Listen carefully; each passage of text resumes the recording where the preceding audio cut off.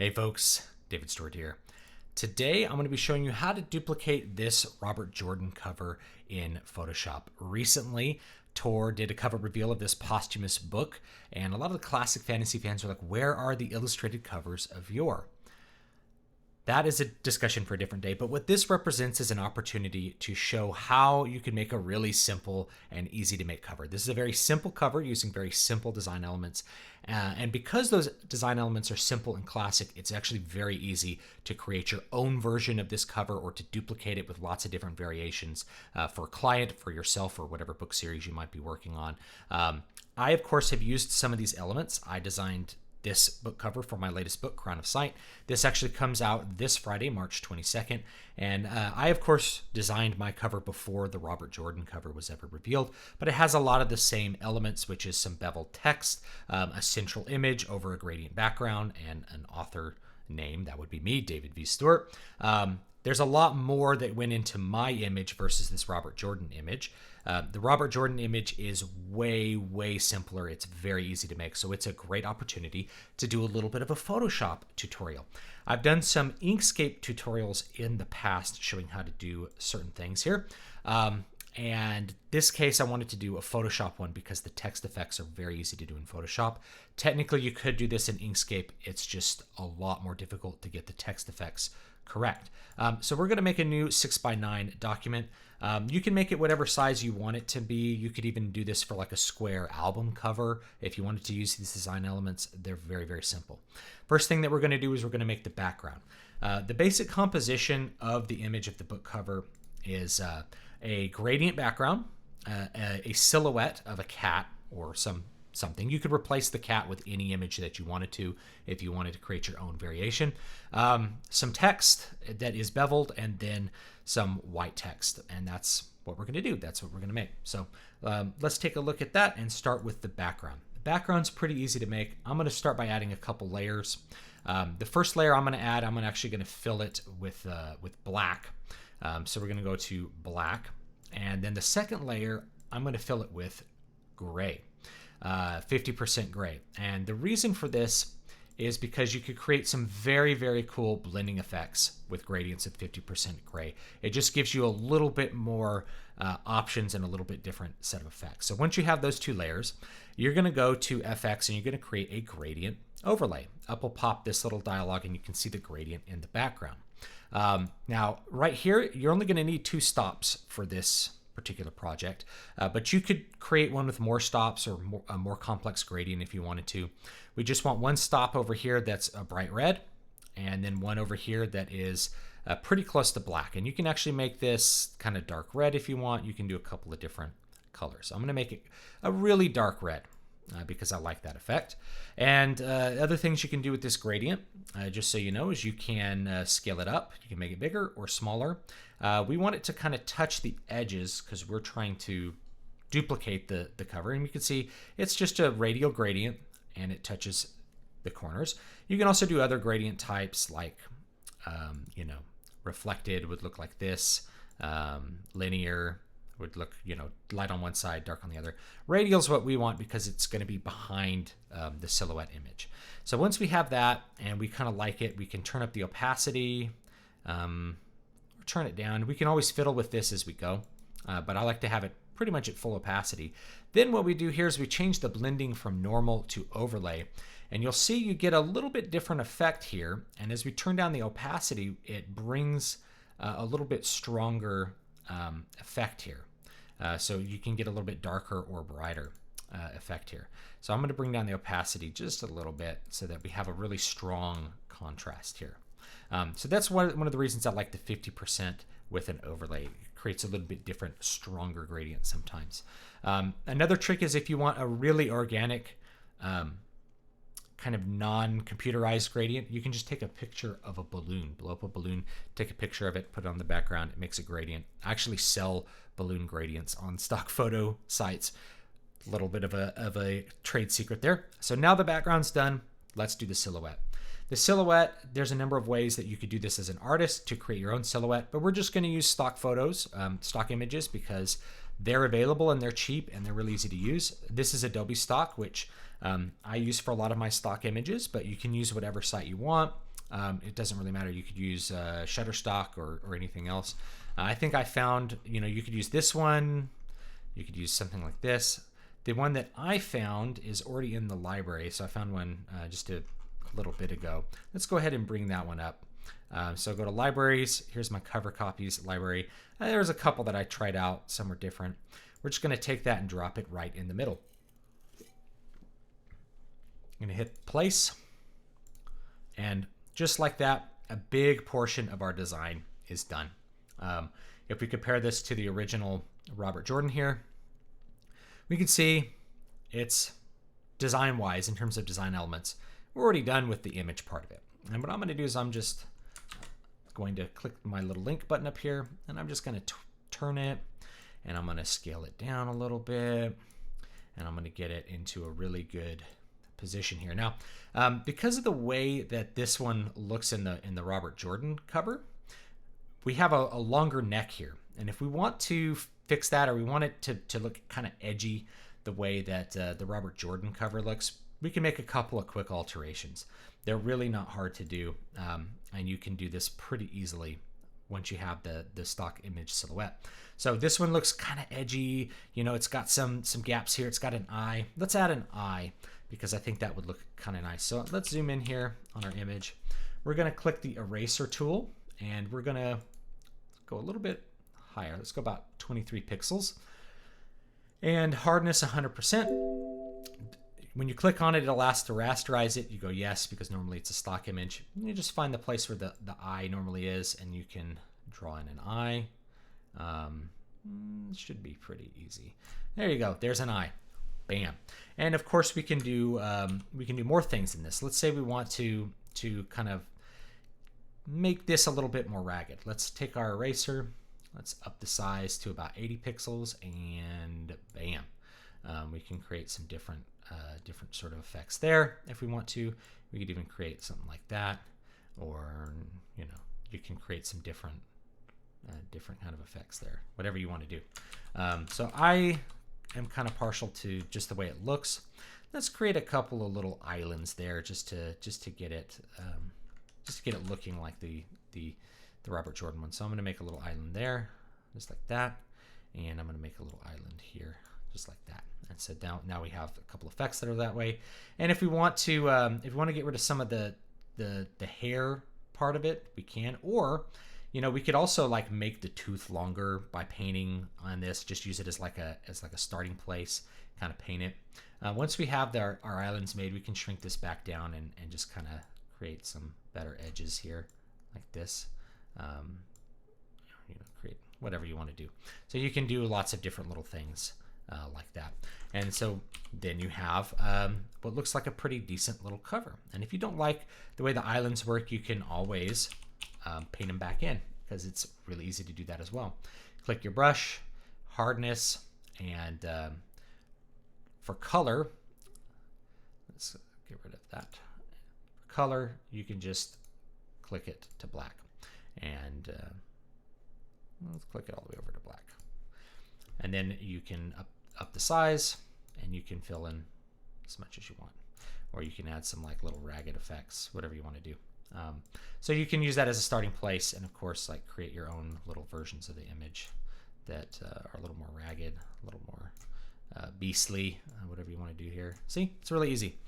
So there's our image, bam, and I made it kind of ragged like the original one. And we can of course move it around, make it bigger, make it smaller, whatever you want to do. Next comes the text. So we have the background image, we have the gradient in the background. Now comes the text. The text, I'm really going to focus on the design element, not duplicating the exact font, but we're going to get the same effect, which is this beveled effect with this yellow font. Red and yellow has a good contrast, so let's go ahead and do that. Let's click here. We're going to type in all caps, Robert Jordan. Can't really see it because it's black, but we can hit the character button, and we'll just make it white for now. And click that, the link, and just size it up to however big we want. Now, the text spacing is not very good here, so what we're going to do after we set that is we're going to shrink that back down to about, 72. And you can actually up this if you want to. You can make it, 78. That works. Sorry, I thought I was going to sneeze. Now we want to get this bevel effect. So before I go any further, I'm going to make this bold. The bold text is going to show the bevel really well. And the font that I'm using is Cormorant. You can use whatever font you want. Cormorant is pretty close to Garamond, and it looks pretty good with this. I'm not going to worry about trying to find the exact font that they used, but this one's going to be pretty close, and it's free. So because it's close and because it's free, I think it's a pretty good candidate for what we're doing here. Let's look at the original just to guess here. Oh yeah, it looks pretty. It looks a lot like Trajan. I think I'm going to use, rather than Cormorant normal, I think I'm going to use Cormorant upright, because it's just a little tighter. It's a little more vertical, and a little closer to what I want here. So this is good. Now we're going to go to effects, and we're going to go to color overlay. And the color that you pick, you really just want to start with a color that's pretty mildly yellow, kind of a golden color. You can make it dark or light depending on what you want. We're going to try to duplicate it, so we're going to make it a nice light pale gold. Click OK. Actually, before I go any further, I'm going to do the rest of the text, and we're going to do all the text at once. So let me quickly get rid of that, and let's do the rest of the text. Robert Jordan, all caps, warrior, and how is this spelled? Altaii. Altaii. Now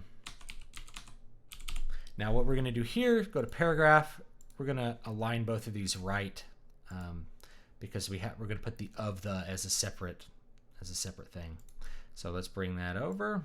Warrior, and click the link button, and let's size it on up to where we want it to be.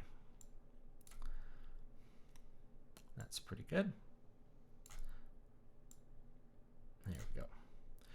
And if we want to, we can move this up a little bit. And move this, it's going to be down a little bit. There we go. That's pretty close. Last bit of text here is going to say of the, and we're going to do that lowercase because that's what we want to duplicate, the of the. Okay. And we're going to make that into Cormorant standard, and we're going to make it italic. Cormorant, and we're going to go to bold italic. Size it up. That's too big. Let's size it back down. Warrior of the. Now notice I'm doing most of this in bold. Once we start beveling text, it's going to make the text look quite a bit thinner. So it's a good idea to start with bold rather than a standard case, just because once we start beveling, it's gonna shrink the effective size of the words. So that's one of the things you want to watch out for when you're doing this beveling effect. Move that right here. Now, before I go any further, I'm going to make a little group here. I'm going to select in the layers tab right here. I'm going to select all 3 of the words. I'm going to click the folder button, make a new group. You can rename it if you want. I'm not going to bother. And then from here, we can do all of our effects. We can do a color overlay. We already picked the color, so it just goes back to what we did. Then we're going to go to a bevel and emboss, and all of a sudden, it looks like what we're trying to get there, right? So when we go up to bevel and emboss, we have a couple of different options. We have the depth. The depth is going to determine how pronounced this bevel is. So if we turn the depth down, we get a more subtle bevel, which is a little bit closer to what they have. We can also do smooth, which has this kind of look. You can do a chisel soft, which has a little bit of a more pillowy look. Chisel hard is what we want though. And we can always soften it using this slider. So we can always get a little bit softer here, and we can get the size. We want the size basically max. As you turn down the size, you see it just pulls the bevel closer to the edge. And we can do up or down. It doesn't matter, right? I think we're going to do up so that the light colors are on the top. which works.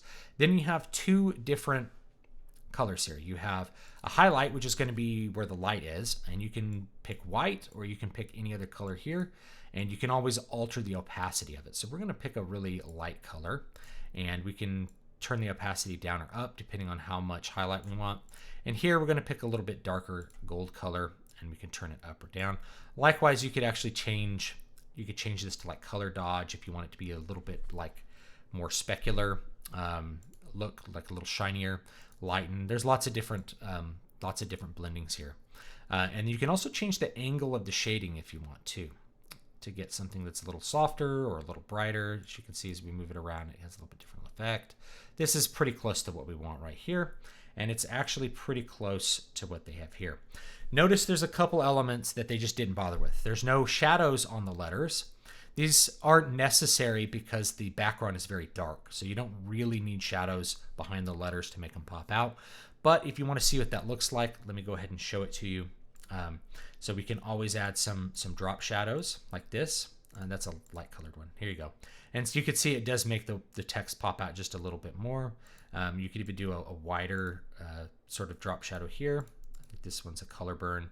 And you can make it, kind of pop out like that. That has a really good look too, but that's not what's in the design. What's in the design is nothing. So that works pretty much as well as we're going to have here.